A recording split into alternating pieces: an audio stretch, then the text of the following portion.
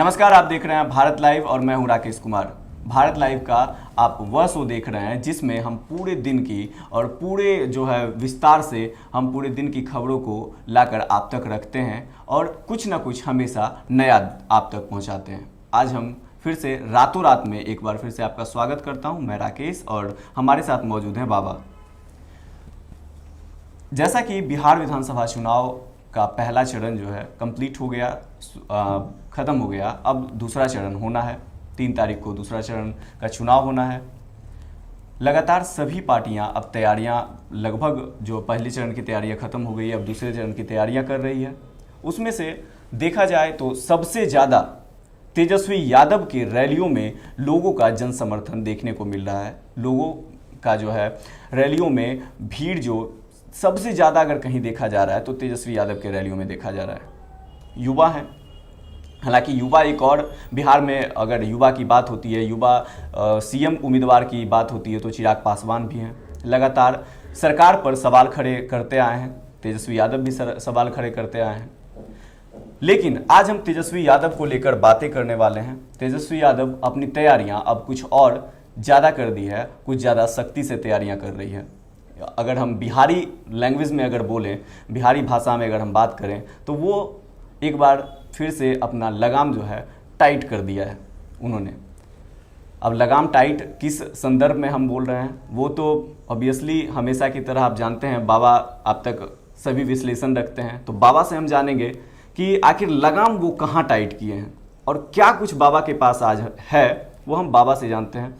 बाबा, हमने आपसे जो पैकेज के से पहले हमने आपसे बातें की, उस दौरान आपने कहा कि कहीं ना कहीं दिख रहा है कि तेजस्वी यादव अब लगाम टाइट करते हुए दिख रहे हैं। क्या था आपका वो मतलब?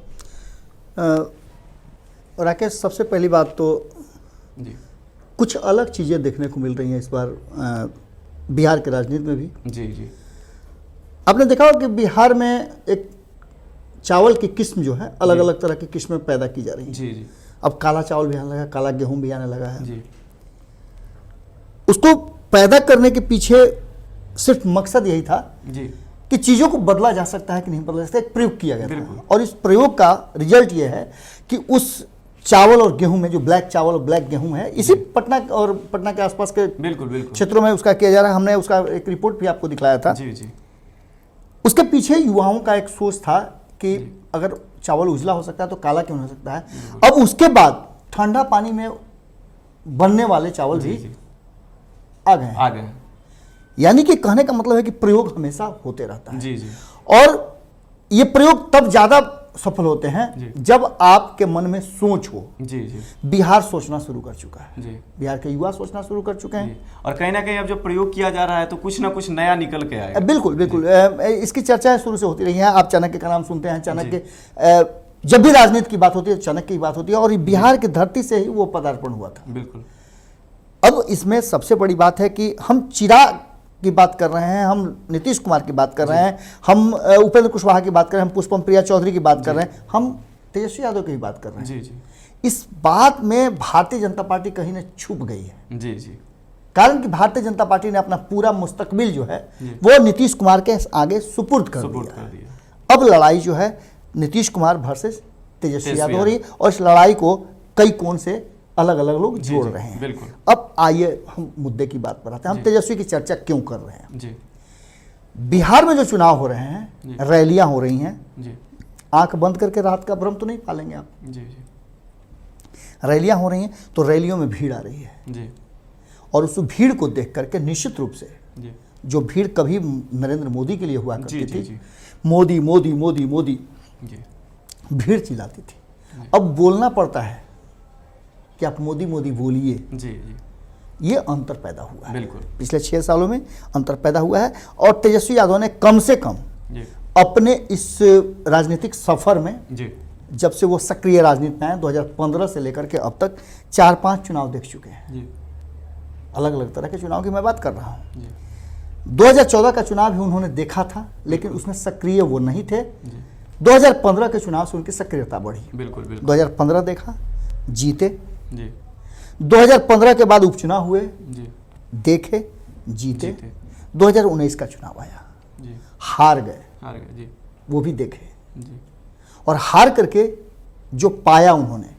एक खिलाड़ी होता है कि हार करके हतोत्साहित हो जाता जी। है और एक खिलाड़ी होता है कि हार करके उससे कुछ जी जीत का मंत्र उसमें से खोजता है। जी, जी। तेजस्वी यादव ने वो मंथन किया है जी जो उनके एक्ट में नजर आ रहा है। बिल्कुल बिल्कुल हम चर्चा इसलिए बार बार इस बात की कर रहे हैं कि बड़े बड़े दिग्गज, जी अब एक मोदी को हराने के लिए पूरी कायनात लग गई थी। जी। याद कीजिएगा 2014 जी, का जी, चुनाव, बिल्कुल। नीतीश कुमार जी भी विरोध में आ गए थे जी और जब सारे विपक्ष मिलकर के एक मोदी को नहीं हरा सके जी तो कहीं ना कहीं एक परिवर्तन था, एक नया प्रयोग था बिल्कुल। और यह प्रयोग भारतीय जनता पार्टी का सफल रहा। जी जी अब बिल्कुल उसी तरह से हम अगर चीज़ों को देखें तो हम तेजस्वी यादव की तरफ देख सकते हैं। जी जी बिल्कुल। और तेजस्वी यादव की तरफ देखने का मतलब सिर्फ इतना ही है कि उनकी रैलियों में भीड़, हालांकि भीड़ का एक अलग तंत्र होता है, एक मंत्र होता है।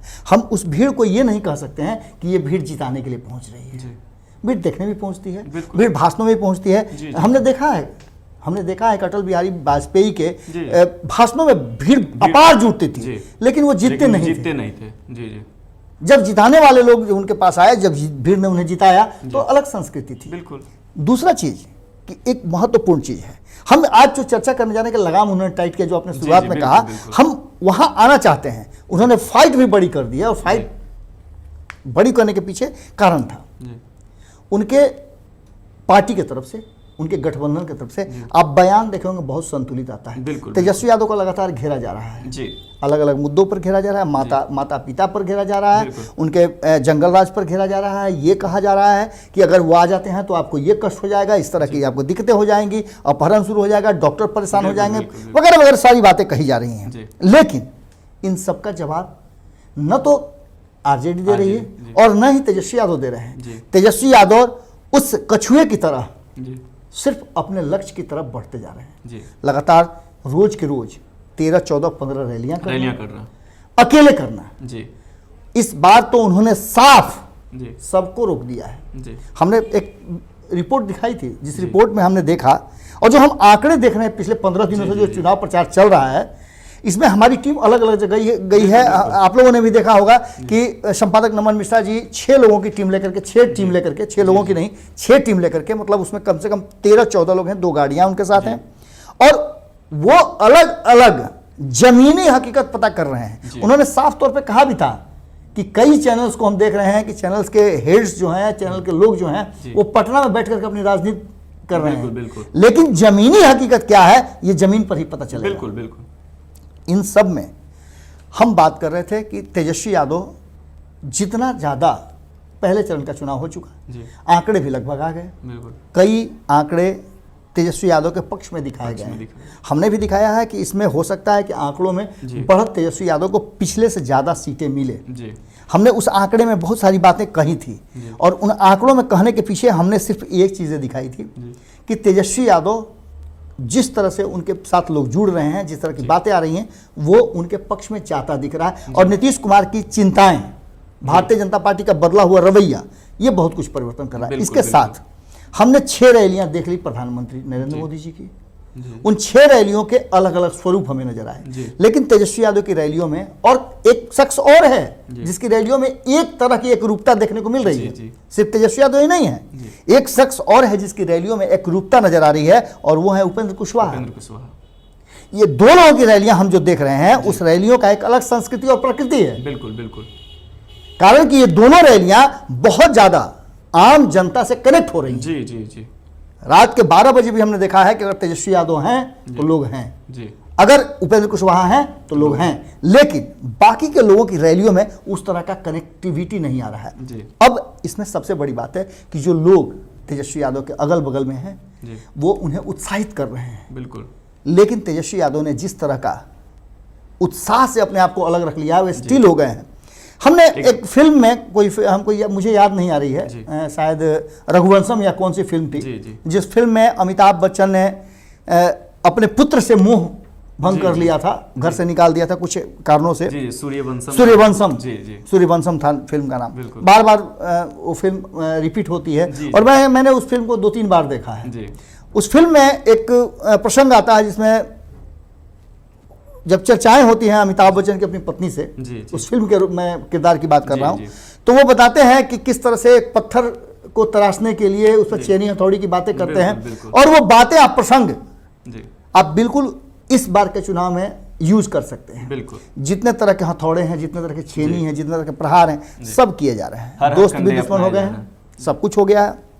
लेकिन तेजस्वी यादव ने किसी को भी बोलने से मनाही कर रखी है। जी पूरी संतुलित नागरिक। और देखिए, इसमें तेजस्वी यादव का सिर्फ नाम मत लीजिएगा, बिल्कुल तेजस्वी यादव के साथ जो इस बार टीम उनकी बनी है, जगतानंद सिंह जो एडमिनिस्ट्रेटिव हैं, बिल्कुल बिल्कुल। सुनील सिंह जी जो पूरी तरह से एकदम कमान कसे जी, हुए जी, हैं, जी इसके अलावा आप मनोज पुराने झा हैं। मनोज झा हैं, जी। पुराने लोगों को आप नहीं देख रहे होंगे। जी जी आलोक मेहता साथ में रहा करते थे, वो अपने क्षेत्र में आपको नजर आ रहे हैं। जी जी जी इसके बाद आपने देखा होगा कि अब्दुल बारी सिद्दीकी को लेकर के बहुत सारी बिल्कुल, बातें हुई, बिल्कुल। वो भी अपनी जगह पर हैं। आप देखे होंगे कि जदयू से वापस आए हैं श्याम रजक, वो भी एक कैलकुलेटेड बात कर रहे हैं। बिल्कुल, कैलकुलेटर, पहले वाली संस्कृति बदल चुकी है, बिल्कुल बदल चुकी है। बयानों में आप देखे होंगे कि बिल्कुल क्रिस्प और क्लियर बिल्कुल एकदम बयान आ रहे हैं। सटीक बात। हमने आपको बताया था कि 71 सीटों के जो मतदान हो गए हैं, उसमें रुझान तेजस्वी यादव के पक्ष में आया था, लेकिन तेजस्वी यादव ने इस रुझान को मानने से और उस पर ज़्यादा उत्साहित होने से मना कर दिया। उन्होंने साफ तौर पे अपने आप को फोकस किया है 3 तारीख को होने वाले मतदान और 7 तारीख को होने वाले मतदान। जी जी पूरी जिस तरीके से वो प्रथम चरण के चुनाव के प्रचार कर रहे थे, उससे ज्यादा एग्रेसिव होकर के, उससे ज्यादा शांत होकर के, उससे ज्यादा कैलकुलेटेड होकर के चुनाव प्रचार कर रहे हैं। बिल्कुल। और यही वो बात है कि उनको प्रोवोक करके भी उनके विरोधी उनसे कुछ नहीं बोलवा पा रहे। एक प्रसंग आया था, आपने देखा होगा, जी जो बहुत जगह चली थी बातें, जी जी उन बातों को लेकर के उन पर प्रहार करने की स्थिति आई थी सामने जी। कि उनकी संस्कृति क्या है, उनकी प्रकृति क्या है, लेकिन वो भी बना बनाया हुआ और एक माहौल खड़ा करने की बात साबित हुई। बिल्कुल। ध्वस्त हो गया वो सारा चीज। जी जी दूसरी बात, बाबू साहब वाले बयान पर भी बहुत कुछ हुआ जी बिल्कुल। और ये भी बयान पूरी तरह से ध्वस्त नजर आया। हमने कुछ आंकड़े जो कलेक्ट किए थे, उस आंकड़ों में हमने देखा था 2015 में प्रथम चरण के चुनाव जो हुए थे, जनता वोट जो करती है, प्रतिशत जो बढ़ते हैं, उसमें 2 ही बातें कही जाती हैं। हालांकि ये परसेप्शन नहीं है, इसके कोई सटीक उदाहरण नहीं है, ये कसौटी कोई नहीं है कि जिस पर आप कस दीजिए अगर वोट ज्यादा हुआ तो इसका मतलब सरकार के विरोध में है। ऐसा कई बार हुआ है। हमारे पास जो आंकड़े बता रहे हैं, उन आंकड़ों में 1952 से लेकर के 2019 तक जितने भी चुनाव हुए हैं, अलग अलग राज्यों के, अलग अलग राज्यों में जो आजादी के बाद से जो चुनाव हुए हैं, उनमें से 360 के आसपास चुनाव हुए हैं टोटल इस देश में। 360 कुल मिला। 360। इनमें से 189 बार ऐसे चुनाव हुए हैं जिनमें 52% से ज्यादा वोट हुआ है। जी 52% से ज्यादा लोगों ने वोट किया है, और इस वोट से 66 बार सत्ता में रहने वाली दल जो है वो जीते हैं। मतलब आंकड़ा जो है आधा आधा पर टिका हुआ है। बिल्कुल बिल्कुल। इसलिए आप ये नहीं कह सकते हैं कि वोट का प्रतिशत बढ़ा तो वो सरकार के विरोध नहीं होगा। जी जी, गौर करिए। एंटी इनकम्बेंसी भी हो, ये बहुत मार्केबल बात है। और ये बातें आंकड़ों के हिसाब से कहीं ना कहीं तेजस्वी यादव ने कैलकुलेट करके रखी। बिल्कुल बिल्कुल। उनकी जो टीम है, जिस टीम को लीड करने वाले तेजस्वी यादव के जो लीड करने वाले हैं, उनको सलाह देने वाली जो टीम है, उसको लीड करते हैं संजय यादव जी। और संजय यादव अपने आप में बहुत कैलकुलेटेड है। जी जी बिल्कुल। 2015 के चुनाव के बाद से उनको आपने देखा होगा बहुत कम जी, लगातार वो उस कैलकुलेशन में लगे रहते हैं कि कहां क्या आंकड़े हैं, और वो बैठ करके पूरे चीजों को अपने नाप जोख करके एकदम कसौटी पर कस करके और उस पर काम करते हैं। जी जी। हार और जीत 2 ही चीज हो सकती है, लेकिन जिस तरह से काम इस बार हो रहा है और जिस तरह से तेजस्वी यादव को पोस्टर किया गया है, पोस्टर तो प्रधानमंत्री नरेंद्र मोदी को भी किया जा रहा है। बिल्कुल। उनके लुक को बदला जा रहा है। उनको देखा होगा आपने कि जब 2014 के बाद आए थे, कितनी बार उन्होंने लुक बदला था, कितने तरह के उनके डिजाइनर होते थे, उनके कपड़ों को लेकर के बहुत सारी बातें हुई थी। अब उनके लुक को लेकर के हो रहा है, उनकी दाढ़ी बढ़ रही है, उसको लेकर के बहुत सारी बातें हो रही। खैर, हम उसमें नहीं जाना चाहते हैं। इसके बाद एक आंकड़ा हमारे पास ये भी है कि अब तक 142 बार 40% से कम मतदान हुए हैं। इसका मतलब है 40% से कम मतदान हुए हैं, और इस प्रतिशत में ऐसा देखने को मिला है कि 44 बार सत्ताधारी जीती है जी। इसका मतलब है कि जब वोट के प्रतिशत कम होते हैं तो जीतने वाले सत्ता से बाहर के लोग होते हैं जी। यानी कि ये आंकड़े बड़ी असमंजस पैदा कर रहे हैं। आप वोट प्रतिशत को बढ़ने का मतलब ये नहीं कह सकते हैं कि ये सत्ता के विरोध में लोग जा रहे हैं। सत्ता की अलग संस्कृति होती है, चेहरे बताते हैं कि क्या कुछ हो रहा है। चेहरे बताते हैं। जब आप भीड़ में जाते हैं, भीड़ का एक अलग अपना मिजाज होता है। भीड़ में आपने देखा होगा कि किस तरह से चीज़ें सामने आती हैं। भीड़ का उत्साह बताता है कि वो वोटर है या उत्साही है। एक वोटर तो वो भी था जिसको लेकर के इतनी सारी बातें हुई। एक वोटर वो भी है, आपने देखा वो कोरोना काल में हमने बताया था, आज ही बताया था हमने कि 80 लाख से ज़्यादा संख्या हो गई है कोरोना मरीजों की बिहार में। बिल्कुल।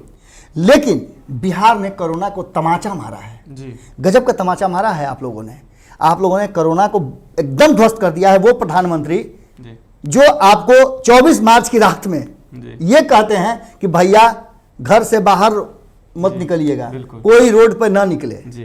कोरोना को उन्होंने संधि विच्छेद किया था और कहा था कोई रोड पे नहीं निकले।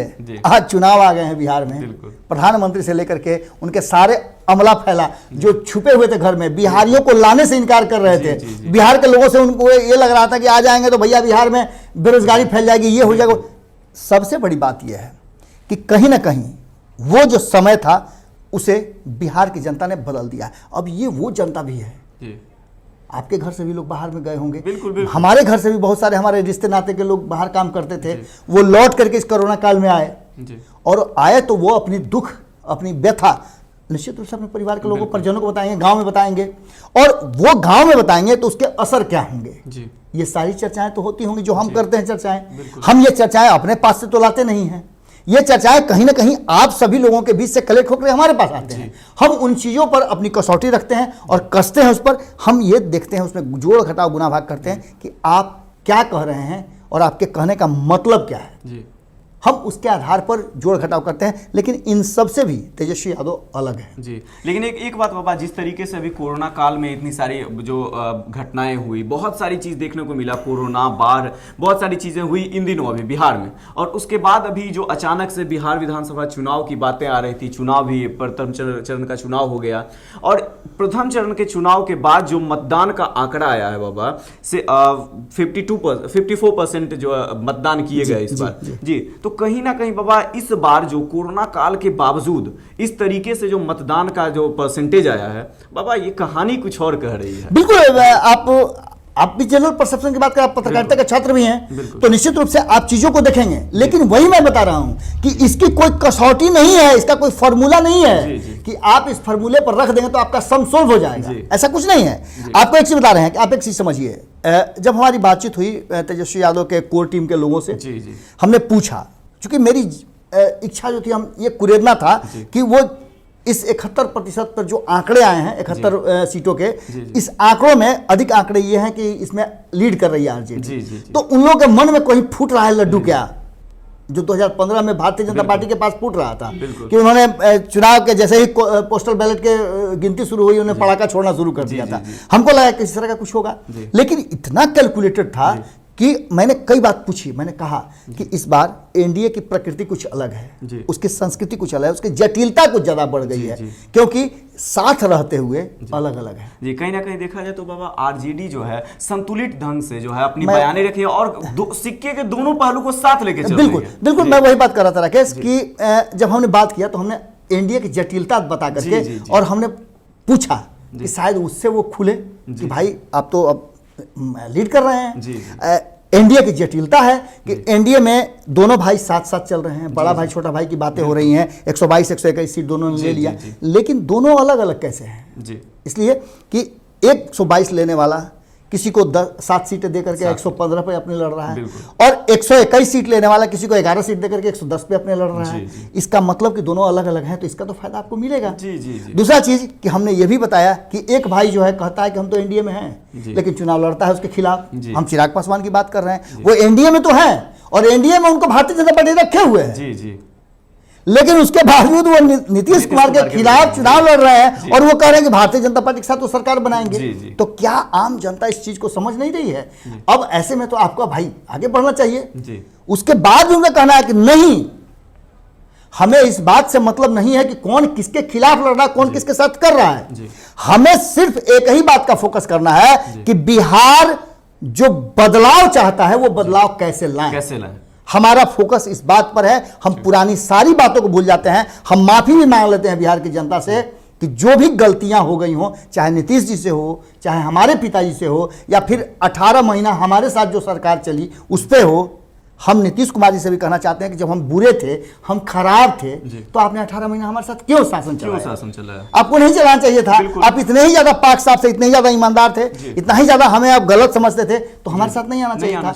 लेकिन आप में हमारे साथ आए, और इन सब चीजों का एक ही लबुलुआब है कि कहीं ना कहीं तेजस्वी यादव ने लगाम को इतना टाइट कर लिया है, वो समझ रहे हैं कि अभी फाइट बड़ा है। दूसरे और तीसरे चुनाव के बाद जब दूसरा चुनाव हो जाएगा और तीसरा चुनाव हो जाएगा, तो आपको निश्चित रूप से तेजस्वी यादव, वो तेजस्वी यादव नहीं जो आज के हैं, वो तेजस्वी यादव जो कलम लेकर के आपको 10 लाख नौकरियों की बात करते हैं, वो तेजस्वी यादव नजर आएंगे। और जब हमने 2015 में तेजस्वी यादव को देखा था नीतीश कुमार के साथ उनके बगल वाली कुर्सी पर, तो उस समय स्पार्क कहीं ना कहीं इसी नीतीश कुमार ने, आज जो हमारे मुख्यमंत्री हैं और तब भी हमारे मुख्यमंत्री थे, उन्होंने साफ तौर पे कहा था कि इस बच्चे में बहुत पोटेंशियल है और ये बेहतर काम कर रहा है।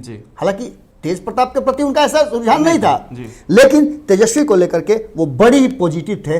आज भले ही दोनों आमने सामने हो, और एक बात तो तय नजर आ रही है कि तेजस्वी यादव मुख्यमंत्री बने या नहीं बने, एक बात तो निश्चित है कि उन्होंने प्रधानमंत्री, जो कि इस देश के प्रधान सेवक अपने आप को कहते हैं, उस चौकीदार को भी कहीं ना कहीं मजबूर कर दिया है। 6 रैलियां और बाकी हैं प्रधान सेवक जी की, और वो 6 रैलियां अगर वो बिहार की जनता को वो मोदी मोदी वाला नारा नहीं करवा पाए, तो एक बात तो तय नजर आ रही है कि कुछ न कुछ तो बिहार इस बार अलग करने जा रहा है। और उस अलग में भले ही तेजस्वी यादव नहीं कह रहे हों या नीतीश कुमार नहीं कह रहे हों, लड़ाई खड़ी हो गई है, और इस लड़ाई को एक बार फिर से तेजस्वी बनाम नीतीश करने में ही फायदा एनडीए का है। ये तो तय माना जा रहा है। जी हाँ, तो एक जो मैंने शुरुआत में ही कहा था कि तेजस्वी यादव ने लगाम टाइट कर लिया है, तो किस संदर्भ में मैंने कहा था अब तक आपको पता चल ही गया होगा। लेकिन एक चीज तो साफ है, लगातार सभी पार्टियां रैलियां कर रही है, रैलियों का जो दौर है वो चलता रहेगा। द्वितीय चरण का चुनाव होगा, उसके बाद तृतीय चरण के चुनाव के लिए लगातार रैलियां फिर से शुरू हो जाएगी, उसका भी चुनाव हो जाएगा। रिजल्ट 10 तारीख को आना है, लेकिन बिहार विधानसभा चुनाव का जो रोमांस है वो वहीं तक नहीं थमेगा। जैसा कि हमने अपने इस विश्लेषण के दौरान लगातार आप तक कहा कि एनडीए के 2 भाई चिराग पासवान भी जो अभी अलग चल रहे हैं, जो एक तरफ से कहते हैं कि बीजेपी के साथ हैं, लेकिन नीतीश कुमार के खिलाफ जो है अपने जो उम्मीदवार खड़े कर दिए हैं, तो कहीं ना कहीं यहाँ पे बात फंस रहा है। नीतीश कुमार के खिलाफ और बीजेपी के साथ, तो बाबा ये बातें कुछ हजम नहीं हो रही है, तो इस पर यहाँ पर आके बातें फंस सकती है। चिराग पासवान एक इन बातों का राकेश सीधी सी बात है कि इन किसी भी बातों का कोई भी असर, आप कुछ भी कह लीजिए, आप कितना भी आप पुल्हा लीजिए, तेजस्वी अब बच्चा नहीं है। भले ही नीतीश कुमार जी समझते हो कि आप चुप रहिए ना, आपके पिताजी हमसे बात करेंगे, आप अभी बच्चे हैं, वो बच्चा अब सयाना हो गया है, 31 साल की उम्र हो गई है, और 31 साल की उम्र में जिस तरह से वो एक्ट कर रहे हैं, जिस तरह से वो फोकस्ड हैं अपने काम के प्रति, वो एक बात तो निश्चित नज़र आता है कि लालू, नीतीश और कांग्रेस के राज से कुछ अलग सोच जरूर है। और युवा हैं, युवाओं की सोच अलग होती है। चाहे पुष्पम प्रिया की बात करें, हम बार बार कर रहे हैं, चाहे चिराग पासवान की बात कर लें, चाहे उपेंद्र कुशवाहा की बात कर लें, हालांकि वो अब वो युवा नहीं रह गए हैं, और भी बहुत सारे लोग हैं, पप्पू यादव की भी बात कर लें, ये सारे लोग बदलाव की बात करते हैं, तेजस्वी यादव भी इसमें करते हैं। लेकिन तेजस्वी यादव के बदलाव कहने में कहीं ना कहीं उनके जो कैडर वोटर हैं, नीतीश कुमार ने अपने कैडर वोटर पैदा नहीं किए हैं। आप इस बात से इनकार नहीं कर सकते हैं। नीतीश कुमार के कैडर वोटर को पैदा करने के लिए एक शख्स आया था जिसका नाम था प्रशांत किशोर। उसने कोशिश किया था कि आपके कैडर को जोड़ लें, और लोगों को जोड़ना भी शुरू कर दिया था। शायद उससे आप पिछड़ गए हैं। अब आरसीपी सिंह आपके कैडर को जोड़ने, संगठन आपके मंत्री हैं, और संगठन मंत्री को आपने हाशिए पर रख दिया, किनारे रख दिया। अब वो नजर नहीं आ रहे हैं पूरे चुनाव में। इसका मतलब है कि कहीं ना कहीं आपके कैडर वोट हैं, और जो लालू प्रसाद ने अपने कैडर वोटर पैदा किए, जो कांग्रेस ने अपने कैडर वोटर पैदा किए, जो बीजेपी ने अपने कैडर वोटर पैदा किए हैं, और जो वाम दलों ने अपने कैडर वोटर पैदा किए हैं, तो क्या 3 कैडर वोटर पैदा करने वाले, कैडर बनाने वाले लोगों के साथ एक कैडर वाले लोगों की लड़ाई कभी सफल हो सकती है? भारतीय जनता पार्टी के पास कैडर वोटर हैं, इसमें कोई इनकार नहीं है। लेकिन जिस तरह से लालू और तेजस्वी करने वाले लोग कैडर हैं उसके, वैसे ही वाम दलों के कैडर हैं, वो कहीं भी किसी भी परिस्थिति में अपने वोट को ट्रांसफर नहीं करें किसी दूसरे के लिए, और जो उनके साथ रहेगा उन्हीं के साथ वो रहेंगे। और तीसरा, कांग्रेस में भी एक बात है, जितनी भी अच्छी या बुरी या कमजोर या मजबूत जो कह लें, हालांकि बहुत प्रयास मदन मोहन झा ने किया कांग्रेस को मजबूत करने का, कांग्रेस मजबूत है भी, अशोक चौधरी मजबूत करके गए थे क्योंकि उन्होंने 27 सीटें दिलवाई थी, वो सारी चीजें हैं अपनी जगह पर हैं। लेकिन आज जिस स्थिति में कांग्रेस है 70 सीटें ले रही है तेजस्वी यादव से, तो इसका मतलब है कि कहीं ना कहीं मादा तो है कहीं ना कहीं उस मदन मोहन झा में। और मदन मोहन झा एकदम स्पष्ट में जरा मुस्कुरा करके जो उन्होंने बातें कही, वो साफ बता रहा है कि कहीं ना कहीं उनके पास फीडबैक आ गया है। और ये सब बातें निश्चित रूप से सबको खुश कर रही होंगी, सबको दुखी कर रही होंगी, लेकिन एक व्यक्ति है तेजस्वी यादव जिसके चेहरे पर कोई भाव नहीं है, बस सीधी सी बात है जी। तो जैसा कि मैंने कहा कि अभी एक बड़ा उलटफेर देखने को मिल सकता है बिहार विधानसभा चुनाव के रिजल्ट के बाद भी। तो फिलहाल के लिए इतना ही, लगातार यहाँ खबरों का सिलसिला जारी रहता है, देखते रहें भारत लाइव। और हाँ, एक बात और, अगर आप हमारे चैनल पे नए व्यूअर्स हैं तो सब्सक्राइब कर दें हमारे चैनल को और बेल आइकन भी दबा दें ताकि हमारा अपडेट्स आप तक मिलता रहे। और पुराने के लिए तो पता ही है, शेयर करें, लाइक करें, कमेंट करें। धन्यवाद। बढ़ाएं अपना कदम सक्सेस की ओर शिखर करियर इंस्टीट्यूट के साथ। शिखर करियर इंस्टीट्यूट पूर्वी भारत में एकमात्र कोचिंग संस्थान जो एक्सक्लूसिवली है मेडिकल एंट्रेंस एग्जाम के लिए।